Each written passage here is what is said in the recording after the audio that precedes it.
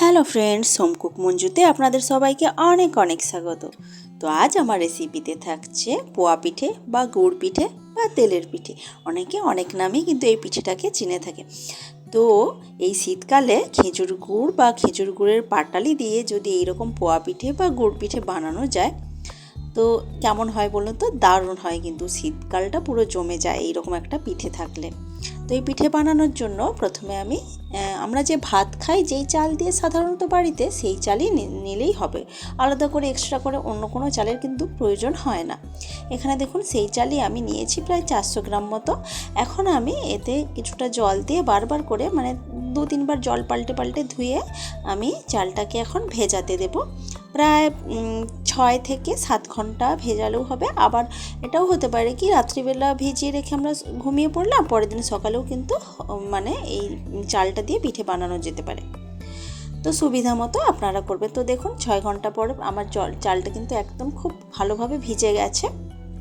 এখন আমি জল শুদ্ধই চালটা মিক্সির জারে দিয়ে দিচ্ছি বেটে নেওয়ার জন্য।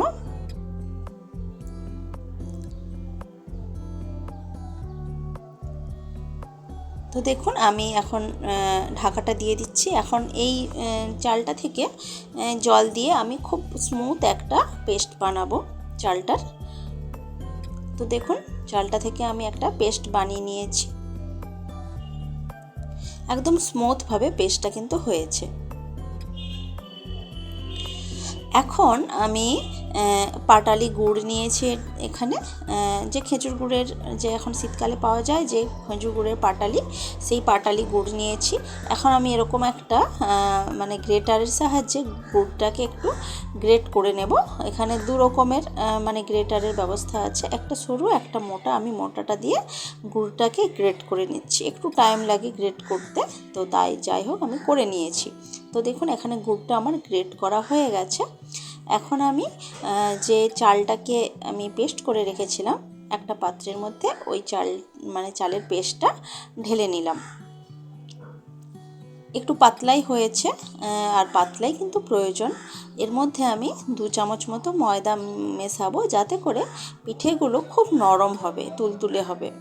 আর শুধু চালেরও করা যায়, তাতে কিন্তু পিঠেটা একটু শক্ত হয়ে যায়, কিন্তু তার মধ্যে যদি একটু ময়দা মিশিয়ে দেওয়া যায় পিঠেগুলো খুব নরম হয়। আর এখানে দিলাম সামান্য পরিমাণ নুন। তারপরে দিলাম দেখুন কালো জিরে। এইগুলো যখন মানে পিঠেটা খাওয়া হবে, মুখে যদি কালো জিরেগুলো পড়ে খুব ভালো লাগে খেতে। তার সাথে দিলাম অল্প কিছুটা মৌরি।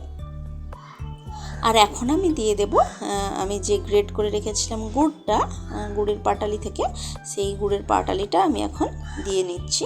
এখন আমি এটাকে খুব ভালো করে মিক্স করব। একটু টাইম লাগে মিক্স করতে, তো আস্তে আস্তে খুব ভালো করে মিক্স করব। এবং এইভাবে মিক্স করতে করতেই গুড়টা গলে যাবে এবং যে থিকনেসটা আরেকটু পাতলা হয়ে যাবে।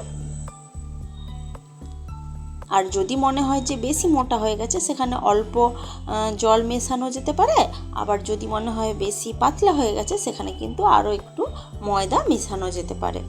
সেটা বুঝে একটু করে নিতে হবে এই আর কি। তো দেখুন আমি বেশ কিছুক্ষণ ধরে এরকমভাবে ফেটিয়েছি, তাতে করে আমার গুড়টা গলে গেছে, গলে গিয়ে সমস্ত কিছুর সাথে খুব ভালোভাবে মিশে গেছে।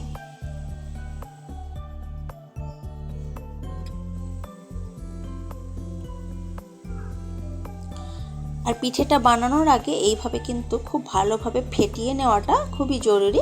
এতে করে পিঠেগুলো খুব নরম হবে এবং ভেতরটা ফাঁপা হবে, যার জন্য খেতেও অনেক বেশি ভালো লাগবে।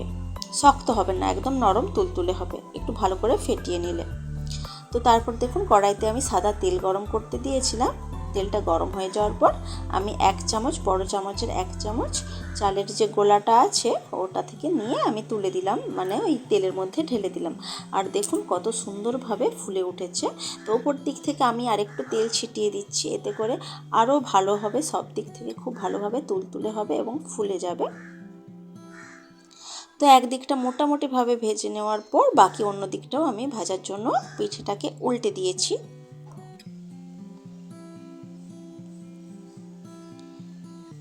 তো এইভাবে উল্টে পাল্টে দুদিক থেকে ভেজে নিলেই কিন্তু পিঠেটা রেডি হয়ে যাবে।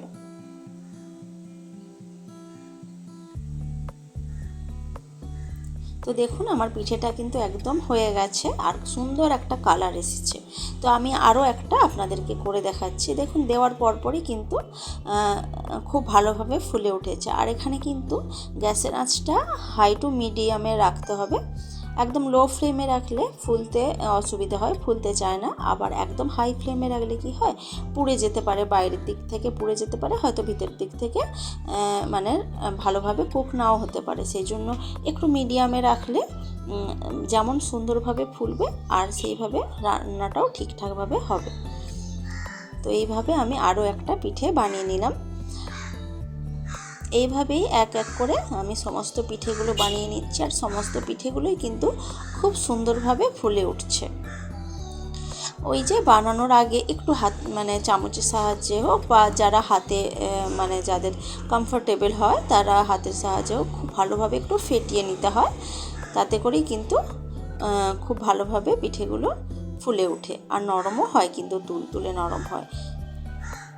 তো এইভাবে দেখুন আমি সমস্ত পিঠেগুলোই বানিয়ে নিয়েছি আর দেখতে কিন্তু অসাধারণ হয়েছে। আর সত্যি কথা বলতে খেতেও কিন্তু দারুণ হয় এই তেলের পিঠে। কিন্তু এই আমরা গরমকালে সাধারণত খুব একটা পছন্দ করি না এই তেলের জিনিস, কিন্তু শীতকালে এই পিঠেটা দারুণ হয়। এই খেজুর গুড়ের পিঠে আহা দারুণ।